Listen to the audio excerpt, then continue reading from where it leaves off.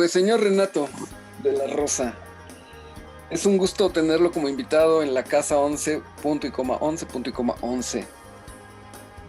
Para la gente que no sabe de Renato, ¿con quién, así rápidamente, con quién has trabajado, Renato? ¿Con quién he trabajado? Bueno, estuve 10 años en música moderna en México, hace 10 años, o sea, y en esa época de esos 10 años tuve la oportunidad prácticamente de poder tener contacto con, pues, no sé si con todos, pero con casi gran mayoría de los artistas nacionales, tanto en festivales, teatros del pueblo, giras artísticas, palenques.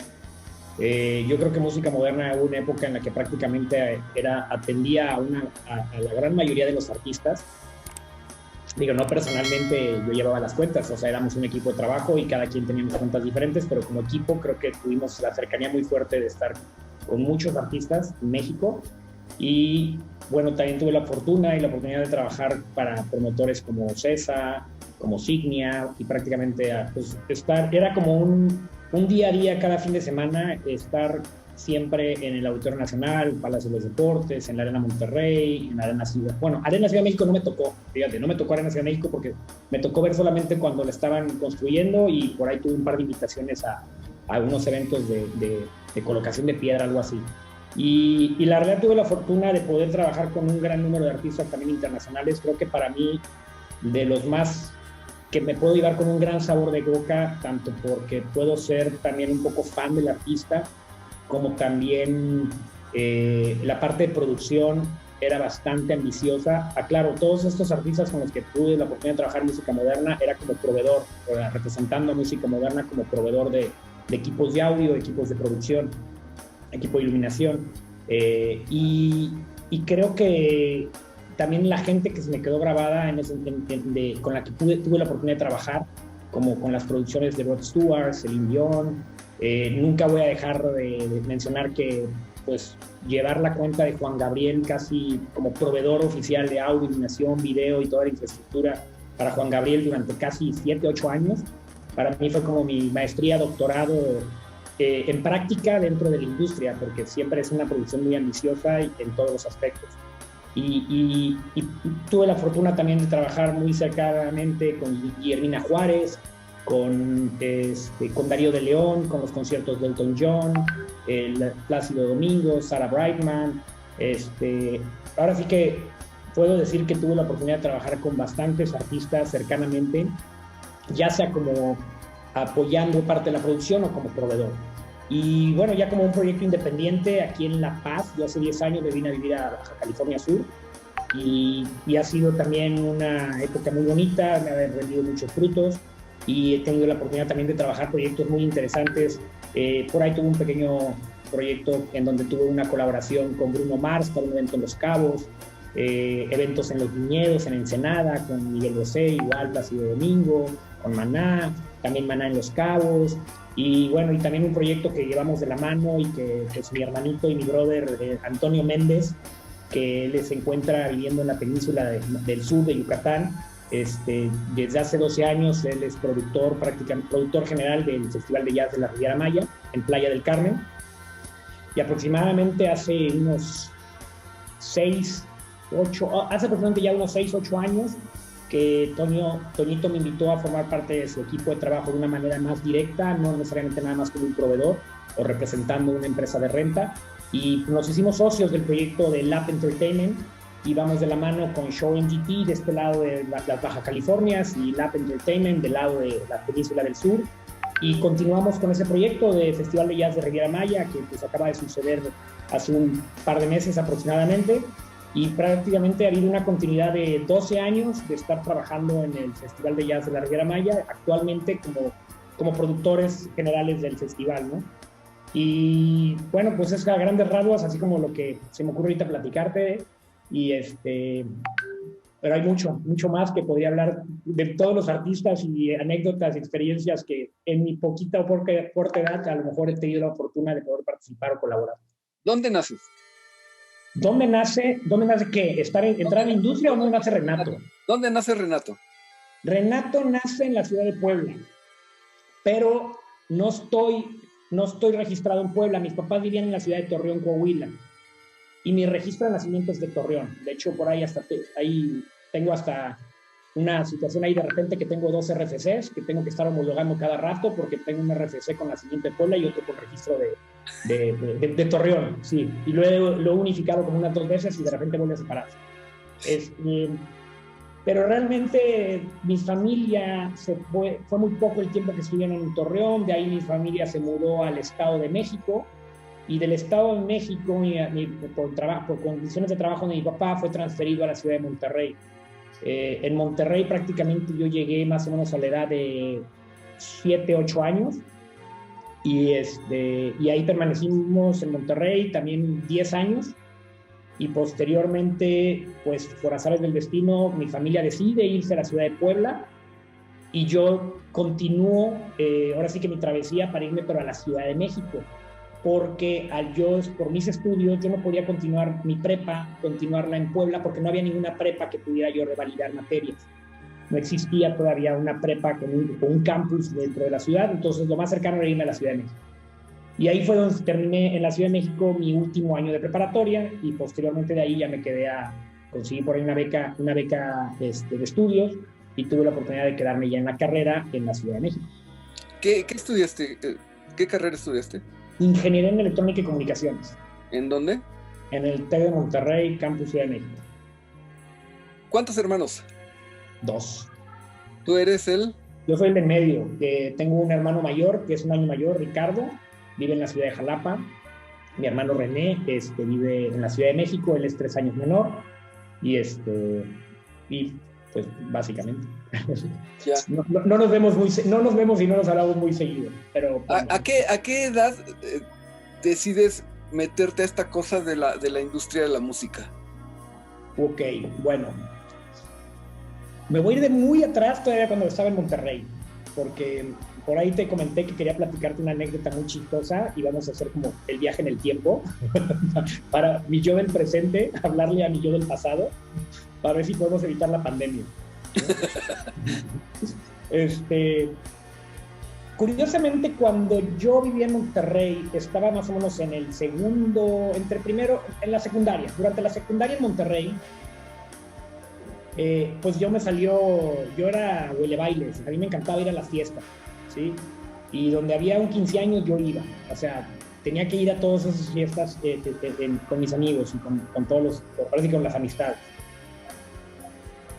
Pero al mismo tiempo, mi papá trabajaba en el medio de la publicidad y mercadotecnia, y por algo te voy a confesar algo que prácticamente casi nadie de la industria, y esto sé que me va a provocar un chingo de bullying. Pero yo comencé pisando escenarios como modelo infantil, en pasarelas, haciendo pasarelas infantiles. Y tuve la oportunidad, pero fue bastante tiempo, estuve como 2 años haciendo pasarelas infantiles de ropa, o sea, para tiendas departamentales en Monterrey. Y luego, por ahí surgió una pequeña gira en unas tiendas por todo el norte, por todo lo que es Tamaulipas, Nuevo León y Coahuila. Y mis papás a esa edad, por ahí de segundo de secundaria, me dieron la oportunidad de irme, porque pues finalmente los dueños de la agencia eran compadres de mi familia. Y me fui de gira. Fueron como casi 2 semanas y media que me soltaron solo para irme. Entonces esa fue como mi primera gira, quizá, dentro del medio. Obviamente ya había tenido por ahí alguna que otra participación en un par de comerciales de televisión o así, ¿no? De pequeños papelitos ahí, ¿no? De modelaje así, sencillo. Pero al terminar la gira, la gira viajaba con todo, o sea, era en una época en donde una pasarela que se transportaba con escenario, escenografía, sistema de audio, iluminación, todo viajaba en camiones, y todo el equipo, el staff de maquillaje y guardarropa y toda la gente, modelos, adultos, ¿no?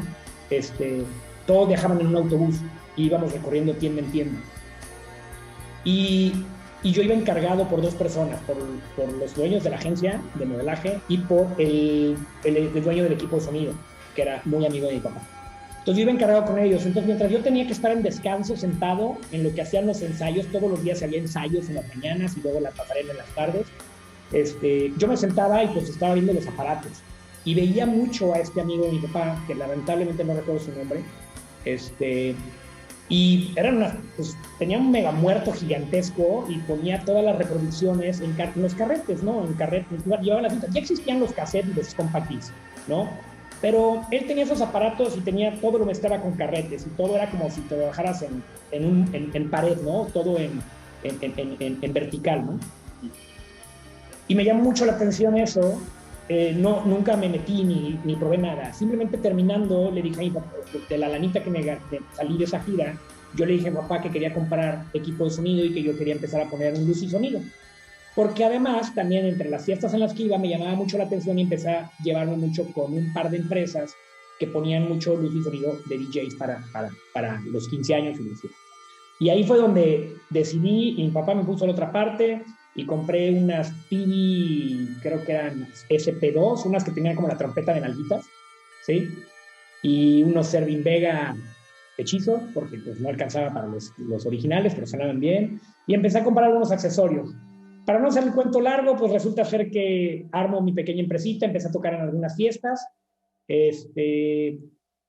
y al mismo tiempo estaba trabajando con unos amigos que tenían uno de los equipos de luz y sonido como de los más populares en el sur de la ciudad. Entonces los acompañaba para irme fogueando, aprender a conectar, aprender a tocar. También llegaba a tocar como DJ, también controlaba botones de maquinitas con las luces, o la consolita de los Traxport, un poco de todo, aprender a conectar la corriente. Y yo pues estaba en tercero de secundaria todavía, tercero de secundaria, sí.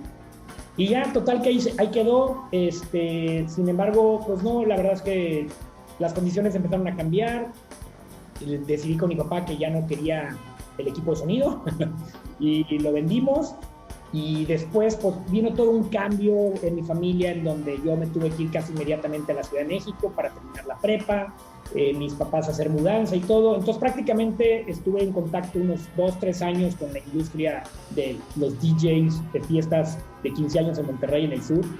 Y inclusive muchas de esas amistades con las que conocí en esa época, al día de hoy todavía me llevo con ellos. Muchos están en Monterrey, de esa época también no nos conocíamos, pero estaba en ese entonces escuchando, era Carlos Escoto de Audio System, y estaba mis amigos Jorge Ortiz y el Chiquis, que ahora están en San Luis Potosí. Había muchas personas que al día de hoy siguen en la industria en otras áreas y sigo en contacto con ellos. Decido irme a la Ciudad de México, pero me metí totalmente a los estudios. Terminé la prepa, me clavé durísimo para poder conseguir una beca. Era un poquito complicado porque sí quería yo estudiar esa situación, esa carrera. Y pues bueno, resultó que al estar en la carrera, ya conozco en el mismo salón de clases de introducción a la ingeniería, uno de mis compañeros es Enrique Pérez González, Enrique Pérez Jr., y nos hicimos amigos, ya nos habíamos visto en la prepa en un salón de clase, pero no nos llevábamos. Pero ya sabes que de repente llegas al grupo de tu primer clase de carrera y pues ves un aula con casi 100 personas y ves los rostros conocidos y se sientan todos juntos. Y así fue como empezamos a hacer equipo y hagan equipos y nos hicimos muy buenos amigos, y fue de ahí que prácticamente crecí muy pegado a música moderna, pero más al final de la carrera, porque Enrique Jr. también estaba muy metido en la carrera, pero sí conocía a su familia. Nuestro centro de estudios era su casa, había en su casa un laboratorio, casi tenía mejor equipamiento la casa de Enrique Pérez que los laboratorios de la escuela. Si había un juguete que tenía Enrique, todavía no lo tenían en la escuela, o sea. Entonces de ahí surgieron un equipo de trabajo y varios compañeros, y nos unimos muchísimo dentro ahora sí que de la casa de Enrique Pérez. Durante casi 5 años estuvo invadida por Quique y sus amigos de ingeniería. Y al finalizar la carrera, pues yo necesitaba chambear. ¿Por qué? Porque pues obviamente hay que pagar un crédito. Si uno termina la carrera hay que pagar un crédito, y pues me urgía a chambear y no encontraba nada dentro de mi área. Yo quería trabajar en telecomunicación. O sea, de hecho, mi pasión durante toda la universidad eran las telecomunicaciones, muchísimo, o sea, me encanta. Pero también no dejaba de andar de mi totero. Desde el primer semestre, el segundo semestre, yo andaba metido en la sociedad de alumnos, ya quería ser presidente de asociación, y estuve en logísticas, y estuve organizando congreso y viajes y todo este rollo. Pero ya al final de la carrera termino y obviamente platico con Quique para poder tener un poco de trabajo, que trabajo con su familia en música moderna, ¿no? Quique cada vez era más frecuente que yo empezaba a ir desde 1 o 2 años antes, ya empezaba a ir a conciertos, a hacer sistemas, a Palacio de los Deportes, ya sus servicios como ingeniero de sistemas ya era muy solicitado en la empresa de Horas y Familiar. Y finalmente termino la carrera y pido chamba, me la dan. Yo dije que nada más iba a estar como en lo que conseguía una chamba que a mí me gustara dentro del medio de las telecomunicaciones. Iba a estar por, no sé, 6 meses, 3 meses. Me quedé 10 años en música moderna. Y se me olvidaron las telecomunicaciones. O sea, al final volví a reconectarme quizá este gusto por la música, por los aparatos, ya con un proceso analítico distinto que te brinda una ingeniería, y siempre me han gustado las relaciones públicas, la administración, entonces, así fue como surgió. Ahora sí que realmente mi inicio no fue tanto en música, o sea, sí tuve un inicio ya en el mundo de la industria profesional y la liga AAA de la industria, entrando a música moderna, y que porque fue de golpe y entras así, aprendes. Ahí, en esa época, yo creo que en música moderna todo el mundo decía que si querías aprender lo que aprendías en cualquier otro lugar en 5 años, en música moderna lo aprendías en 1 año, ¿no? O sea, en la velocidad tan vertiginosa y tanto volumen de trabajo y tanto equipamiento, había tanta capacitación que realmente sigue siendo un lugar de formación muy importante. Pero realmente, pues, mi contacto con el entretenimiento y la música empezó, creo que como muchos, siempre con unos audífonos, picando botones y por ahí tocando en fiestas, ¿no? Bien. Así fue como inicié. Aparte que en esa época, en música moderna, pues, siempre tenían los aparatos, los últimos que salían, ¿no? O sea, sí, si querías un reverb, el último que salía lo tenía música moderna. Así es. Y si no lo tenía, lo compraban, o sea, no, nada más era cosa de que tú lo pidieras como ingeniero. Sí. Y lo tenías, o sea, no era ningún problema, ¿no? Creo que eso es algo bien importante que lamentablemente, y espero que nadie se ofenda con lo que voy a decir, pero creo que hay una visión, una mentalidad que música moderna tenía, y era la satisfacción al cliente en todos los aspectos, ¿no? También había otras épocas para adquirir equipos, había otro tipo de formas de negociar la adquisición de equipos, entonces había otro tipo de facilidades. También creo que no era una época en donde existían los leasing o los financiamientos, todo eran tratos de caballeros, eran tratos de palabra, en una industria en donde estaba entrando todo lo que puede existir en el mundo, estaba siendo disponible en México, ¿sí? Y quizá eran pocas las empresas que tenían la posibilidad de poder introducirlo al contacto con los ingenieros y con los clientes, ¿no? Pero sí creo que esta parte de poder tener y adquirir productos que puedan dar satisfacción es algo que era constante. O sea, actualmente pues podemos encontrar en México de todo, pero uno lo tiene por acá, otro por acá, otro por allá. O sea, hay que buscarle ya por dónde están las cosas, ¿no? Antes pues se concentraba, creo que estoy hablando de hace 20 años, quizá entre 15 y 20 años atrás, que se concentraba todo en ciertas casas, ¿no? Y creo que ayudó mucho también en que muchas empresas de ahí surgieran para empezar a promover y empezar a rentar equipos, ¿no? Pero creo que esa manera de poder satisfacer, o sea, me consta que hubo pláticas en donde estudiábamos en el equipo y presentábamos, nos sentábamos a lo mejor independientemente con Jaime y Nacho, Alarcón, y nos platicábamos o decíamos el volumen de trabajo y poder llevar una compañía en la cual tratas de visualizar cuáles son las necesidades y pues de alguna manera ya se justificaba decir, ok, vamos a comprar 24 Milos, ¿no? O sea, eran a veces compras muy agresivas, o hay que pedir 40 Bari Lights, ¿no? O sea, y se necesita este juguete porque es la gira de Juan Gabriel, había que consentir al cliente y era la manera también de que tuviera esa lealtad de uno a uno, ¿no? Tanto la satisfacción de los ingenieros al ver que pueden trabajar con las herramientas con las que quieren trabajar con su artista, pero también había mucho involucramiento también y voz y voto del artista de dónde se siente satisfecho, ¿no? Y creo que Enrique Pérez Adame, pues de alguna manera esa escuela o esa visión de satisfacer a la clientela es algo que, pues, satisfacerla no solamente en ejecutar un evento, un servicio, sino ir mucho más allá de esa satisfacción que implica un riesgo, una adquisición, una inversión, que implica una recuperación todavía a un corto, mediano o largo plazo, ¿no? Claro, claro. Una vez que ¿a qué edad sales de la escuela? Que es como a los 21, 20. Sí, por ahí. Yo salí a los 20, cumpliendo 20, 21 años ahí. Órale. Y fíjate que es chistoso porque, como dices, tú querías hacer cosas en telecomunicaciones. Ajá. Y la vida ya te había presentado a Enrique. ¿No?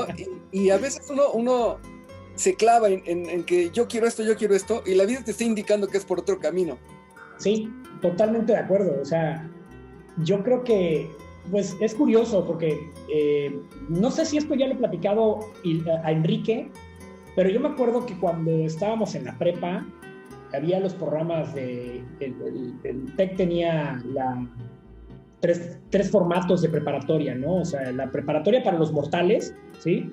La prepa para los inmortales, que era simplemente le llamaban bilingüe y que había que ser casi todo era en inglés, y la prepa de los dioses, ¿no? O sea, y en esa gran diferencia, pues en realidad casi era el poder adquisitivo, poder estar, porque pues tienes que forzosamente viajar al extranjero durante la prepa, tus condiciones. Entonces va siendo es un grupo muy reducido, ¿no? Y yo recuerdo que Quique, en sexto semestre, compartíamos una materia. Y de eso o sea, normalmente siempre es como, ves a los inteligentes, porque finalmente Quique ha sido un genio siempre, ¿no? O sea, siempre ha sido un genio desde la prepa. Y yo recuerdo mucho en ese grupo como alguien preguntaba algo y siempre era Quique, era otra chica, o sea, y siempre eran los que se distinguían por ser los nerds o los inteligentes del salón, ¿no?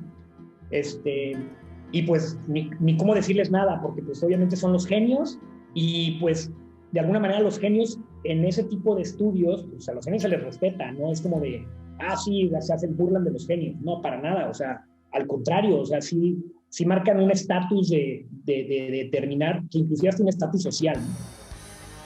Y en realidad nunca tuvimos realmente como contacto o amistad, te digo, hasta que tuvimos este tema de introducción a la ingeniería fue que nos topamos y fue cuando nos empezamos a sentar todos juntos los que nos ubicábamos y de ahí empezó a derivar toda la amistad y yo creo que, pues, la verdad hicimos una muy buena química y después hicimos equipos de trabajo en proyectos con otros compañeros de la universidad y en verdad salían cosas muy increíbles y, o sea, también, así como la fortuna de haber podido trabajar con ciertos artistas, creo que durante la universidad tuve la fortuna de conocer a personas bien valiosas de mi generación en un par de carreras en sistemas electrónicos y en electrónica y comunicaciones, que ahorita yo sé que están trabajando para Apple, para Motorola, Quique pues está para Solid State Logic, o sea, hay genios distribuidos de mi generación por todo el mundo, ¿sí?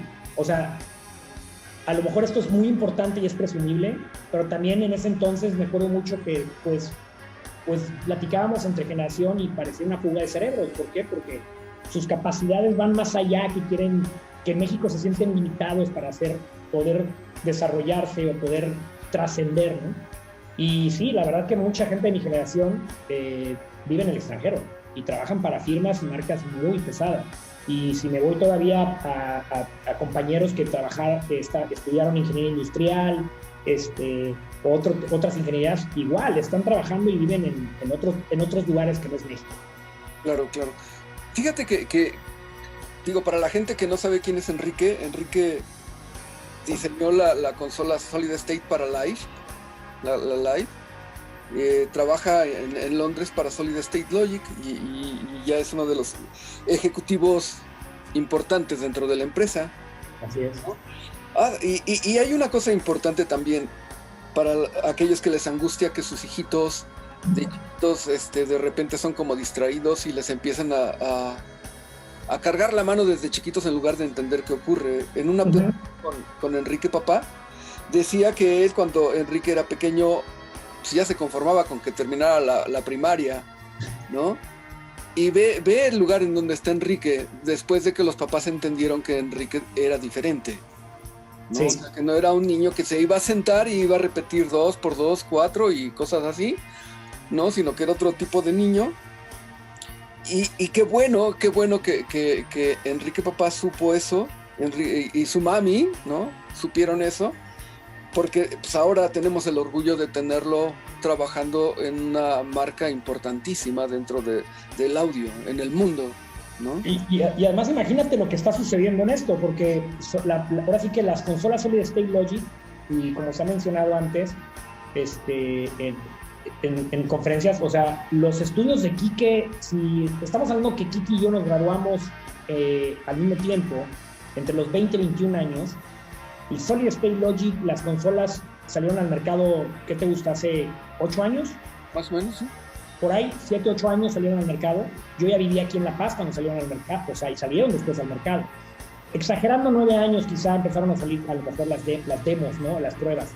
Pero estamos hablando que Quique prácticamente al terminar la carrera estuvo 1 o 2 años y estuvo trabajando también dentro de la empresa familiar. Ahora sí que ya hacíamos equipo con todo el equipo que había dentro de música moderna. Pero pues él, la primera oportunidad que pudo, pues dio continuidad a sus estudios, a estudiar maestrías, doctorados. Pero prácticamente desde que pisó su primer estudio en el extranjero, después de la carrera, desde ahí vienen las bases que forman la tecnología que hay actualmente en Solid State Logic. Estamos hablando que a lo mejor él ya tenía una visión y poco a poco la fue llevando y fue guiada hasta que despertó los ojos de una empresa como Solid State Logic, ¿no? Ahora imagínate, estamos hablando que Quique tiene 42 años, ¿sí? Y pues lo que falta, o sea, ¿qué falta por desarrollar? ¿Qué va a pasar todavía por una mente como la de Quique? Digo, es mi brother, es mi carnal, y la verdad siempre le voy a estar muy agradecido a él y a su familia. Y yo sé que el día que nos topemos nos veremos con un gusto enorme, pero sí me imagino, o sea, si a los 42 años ya desarrolló el Rolls Royce de las consolas digitales de Turing, ahora imagínate lo que viene dentro de 10 años o dentro de 20 años, porque finalmente pues son genios que no se quedan quietos, o sea. Claro. Es lo mismo que ahorita, o sea, Magoo, o sea, Quique, o sea, a la madre, o sea, son todavía tan jóvenes dentro de la industria, somos tan jóvenes dentro de la industria que todavía imagínate lo que falta por lo que puedan todavía aportar, ¿no? A la industria, en este caso del audio. Claro. Platícame del Renato humano. O sea, yo por lo menos yo tuve la suerte de trabajar contigo en algunas veces, como en el Papa en Ecatepec. Me faltó mencionar el Papa, fíjate que hay proyectos que me llaman la atención, o sea, que han trascendido y me gustan muchísimo. Ahorita también me acordé de otro proyecto que hubo una temporada en Santa Fe, que estuvimos con los argentinos de Fuerza Bruta, creo que se llama el espectáculo, un espectáculo que a mí en lo personal me gustó muchísimo, o sea, sobre todo lo que aprendes al conocer un proyecto desde los cimientos y desde cómo se construye hasta el cascarón del lugar, ¿no? Yo creo que sí, uno de los eventos más fuertes ha sido lo del Papa. Creo que muy agradecido con los hermanos Peña, que me dieron la oportunidad y que hicimos un gran equipo de trabajo. Creo que es un proyecto que me hizo ver todo, o sea, experiencia, resistencia, perseverancia en todos los aspectos, liderazgo, equipo, trabajar en condiciones extremas, por primera vez estar separado de mi hijo tanto tiempo. Nunca había estado tanto tiempo desde que vine a La Paz, nunca había estado separado. Y te lo voy a confesar, una semana antes del evento del Papa estuve a punto de tirar la toalla.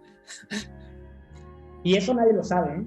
Nadie lo sabe porque una semana antes yo ya llevaba 3 semanas trabajando con una continuidad que para mí era normal, o sea, las condiciones de clima no eran un problema, pero las jornadas eran muy largas. Pero pues sí, implica un proyecto que tuve la fortuna de, junto con el equipo de trabajo de Total Event, de liderar, ¿no? Pero es una responsabilidad muy grande cuando tienes, no sé, alrededor de casi 30 empresas que tienes que coordinar logística, supervisar tiempos. Y una semana antes, a mí yo tuve un bajón, me dio por ahí una infección, me dio una infección o algo así y me dio temperatura. Más bien me dio un bajón porque no había descansado en 3 semanas, la alimentación a veces uno se le olvida que tiene que comer. O sea, uno se mete tanto y el estrés que pues llega un momento en que el cuerpo te dice, basta, ¿no? Y me lo hizo una semana antes el cuerpo, me llamó la atención y solo fue una noche la que me separé y tuve que quedarme en el hotel. Al día siguiente me reincorporé, todavía con algún cuidado, o sea, tampoco para no excederme, pero esa noche hubo un momento de reflexión que dije, lo más que había estado separado de mi hijo desde que nació fue una semana. Ya llevaba 3 semanas y para mí ya se me hacía algo que por primera vez, o sea, yo realmente nunca he sido de andar tanto en tours largos o simplemente me lo he pasado haciendo eventos de ida por venida, un fin de semana y regresar, una semana y regresar, inclusive desde que estaba soltero en la Ciudad de México y trabajando para música moderna. Pero sí hubo un momento muy importante de reflexión en donde dije, o sea, ¿en qué momento dejas a la familia? Lo cual sé que esto es algo con lo que se lidia en la industria y con lo que todo el mundo está lidiando en esta industria todos los días, ¿no? Fuera de las épocas de pandemia, pero que por primera vez a mí me estaba pasando. Y te estoy hablando que cuando hicimos el Papa, o sea, lo hicimos hace 2016. 5 años aproximadamente, ¿no? ¿Sí? Y la verdad sí me costó trabajo, pero al mismo tiempo esta parte de responsabilidad, de ética profesional en donde, oye, pues 15 años yo nunca he dejado un trabajo abajo, ¿no? O sea, y estuve a punto de decir así de, ¿sabes qué? Ni me paguen, o sea, lo único que quiero es irme a mi casa a ver a mi hijo, ¿no? O sea, pero bueno, al final siempre, yo creo que también eso lo causa esta parte de los bajones a veces de la salud, por eso es bien importante tratar de mantenerse bien alimentado, o sea, también te va llevando a eso y obviamente el aprendizaje es ese. Yo creo que inclusive después de ese evento del Papa, aún con producciones chicas o medianas o grandes que he tenido en Viñedos, en Playa del Carmen, creo que cuido, mi alimentación ha cambiado muchísimo. Mucho. O sea, no dejo de ser el tragón. Pregúntale un día a Antonio Zacarías qué piensa de invitarme a comer, ¿sí? Él te puede decir muy bien. O el Jorge Soto, o el Gustavo Certuche, que tuvimos la oportunidad de viajar a la fábrica de Meyer juntos. Y ahí te pueden decir la cantidad de salvajada que puedo yo comer, ¿no? Entonces, no he dejado de comer bien, o sea, más bien me modero, pero cuando quiero sí me pongo y me como una vaca, ¿no? Pero bueno, regresando al punto, sí es una experiencia en donde tienes que poner el equilibrio de que pues sí, obviamente la familia siempre está primero, pero que también el sentido de responsabilidad y de ética tiene que prevalecer siempre, ¿no? Y hay que cumplir, y hay que comprometerse, y yo creo que si hubiera tomado esa decisión me estaría equivocando actualmente y hubiera sido una de las peores decisiones que había tomado en mi vida, ¿no? Olvídate de la experiencia de que es el Papa, no, simplemente es la experiencia que está dejando, por primera vez yo me tocó coordinar un evento con una magnitud, con tantas variables, con tanta gente, con tantas compañías, y creo que pues, lo que rescato precisamente de ese evento es eso, ¿no? O sea, al final el Papa, para los que estuvimos ahí, pues creo que trabajamos para que otros disfruten la misa vía televisiva o los que estuvieron presentes, pero la realidad es que todos los que estamos en ese momento ejecutando un evento, estamos cuidando que todo esté funcionando en orden, ¿no? Y tuvimos muchísimas sorpresas, o sea, cuántas sorpresas y eventualidades tuvimos días previos a la misa del Papa, ¿no? Entonces, bueno, pues salió hoy un poquito aquí, un poco de mi parte humana. Algo que para mí quiero pues, compartir es que sí, para mí siempre, desde que mi hijo ya cumplió 8 años, y de hecho anda por aquí, ahí anda viendo la tele, a lo mejor ahorita se asoma, pero que para mí siempre ahorita todo está justificando por tratar de darle lo mejor a mi hijo, ¿no? Y sobre todo está en una época pandémica en donde estamos parados en la industria, en donde yo creo que todos nos hemos cuestionado a la madre en qué momento, o sea, tenemos una de las industrias más afectadas del mundo, o sea, y al final también pasamos desapercibidos, es como si estuviera sucediendo un show y cuando está sucediendo una presentación, tú ves el público de un performance, ve músicos, ve una experiencia, una satisfacción a los sentidos y salen totalmente satisfechos, pero detrás de lo que hay detrás de todo eso, el público no lo conoce, no lo sabe. No saben si hay 10 personas o 100, y ni siquiera se lo cuestionan, ¿no? Pareciera que esta época pandémica, justamente todos los que estamos detrás y enfrente de un escenario ahora, estamos igual, o sea, normalmente trabajamos para quedar bien y que alguien siempre se lleve los aplausos. Pero ahora seguimos siendo transparentes a nivel, y no es algo normal, no de México, es en todo el mundo, ¿no? O sea, el ser transparente, estar detrás de bambalinas, detrás de producción, sea cual sea la aportación que se haga desde la persona que nos ayuda de stations en un venue, hasta los ingenieros, hasta el production, pero ahora también hasta los que se llevan los aplausos,